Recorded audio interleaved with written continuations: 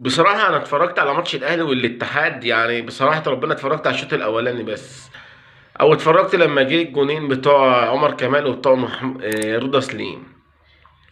بوجه كلامي دلوقتي للزملكاوية والإخوات الأهلاوية برضو.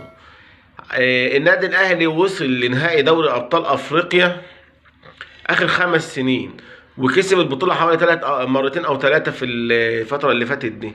لو بصينا لتشكيلة النادي الأهلي هتلاقي فيها الشناوي أحسن حارس في مصر وأحسن حارس في أفريقيا. علي معلول مش هنتكلم، مش هنقول كلمة.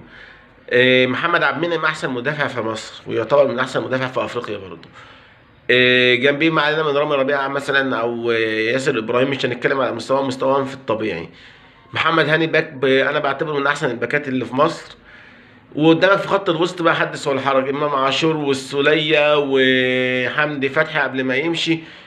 كل اللاعيبه الاهلي لحد دلوقتي كلاس ايه. طبعا في الوينجات بقى عندك حسين الشحات، بعتبر رقم واحد بعد زيزو، يعني حسين الشحات افضل جناح مع زيزو او بعد زيزو. وممكن يلعب بقفشه، ممكن يلعب برضا سليم، شفنا الجون اللي جابه، ممكن يلعب بعمر كمال، ممكن يلعب باي حد. وفي الهجوم عندك كهربا. يعني من الاخر الاهلي فريق منتخب مش فريق نادي، فاللي النادي الاهلي وصل له مش من فراغ. وكمان نقطة كمان ان الاهلي بيفضل يلعب لاخر ثانية بمنتهى الحماس، وبدليل انه كسب 4. صحيح في ضربتين جزاء بس ده الاهلي ما بيكسبش لا بالحظ ولا بالتحكيم، والمفروض احنا نتعلم من اللي الاهلي بيعمله، ونشوف النادي الاهلي نجح ازاي الفترة اللي فاتت دي ونحاول ننجح زيه، ونمشي في مدرسة الإدارة إن إحنا نجيب لعيبة كلاس إيه في كل المراكز ويبقى ليها بديل. وبعد كده استنوا النتيجة.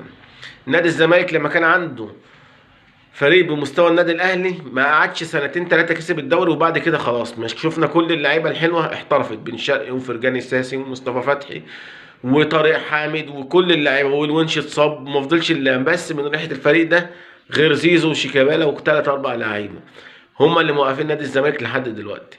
بتمنى الرسالة دي توصل لكل الزملكاوية والمجلس إدارة نادي الزمالك.